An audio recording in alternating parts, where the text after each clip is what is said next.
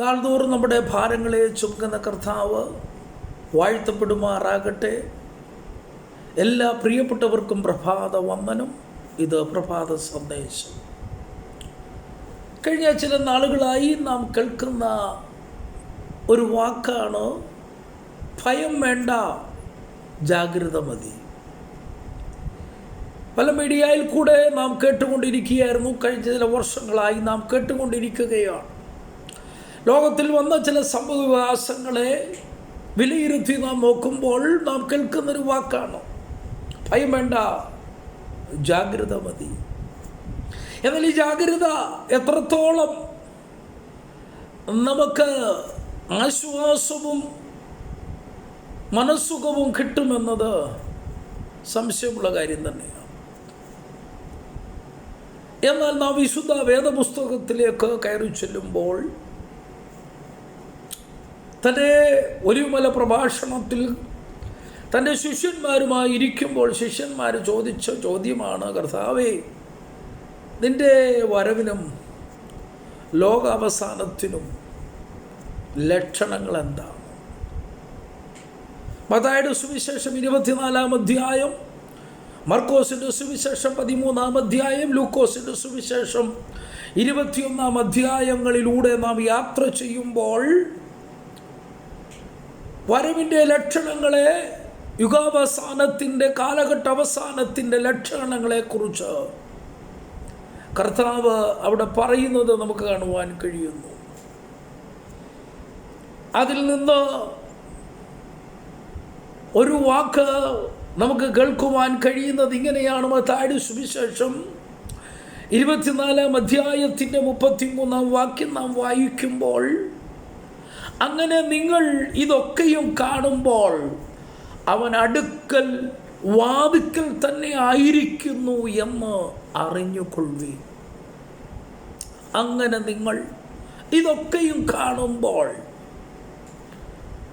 യേശു കർത്താവ് അടുക്കെ വാതിക്കൽ തന്നെ ആയിരിക്കുന്നു എന്ന് അറിഞ്ഞുകൊള്ളുവിൻ. അപ്പോൾ ജാഗ്രതയിൽ ഏത് നിലയിൽ വരെ അത് വരണം? നാം അറിയണം എന്തുകൊണ്ടാണിത് സംഭവിക്കുന്നത്. വെറുതെ കുറേ സംഭവങ്ങൾ നടക്കുകയല്ല. ഞെട്ടിപ്പിക്കുന്ന വാർത്തകളുമായി അനേക അത്ഭുതങ്ങൾ പോലെ, ലോകാത്ഭുതങ്ങളോ അല്ലെങ്കിൽ വലിയ അനർത്ഥങ്ങളായിട്ടോ നാം കാണുന്ന ഈ സംഭവങ്ങളൊക്കെ വെറുതെ നടക്കുകയല്ല. അപ്പോസ്തലൻ പറയുന്നു, നിങ്ങൾ അറിഞ്ഞുകൊള്ളണം എന്ത്? യേശു ക്രിസ്തു ഏറ്റവും തൻ്റെ വരവ് അടുത്തുകൊണ്ടിരിക്കുകയാണ്. ഇവിടെ ഉദ്ധരിച്ചിരിക്കുന്ന വാക്കിങ്ങനെയാണ്, അടുക്കെ വാതിക്കൽ തന്നെ ആയിരിക്കുന്നു എന്ന് അറിഞ്ഞുകൊള്ളുവീൻ.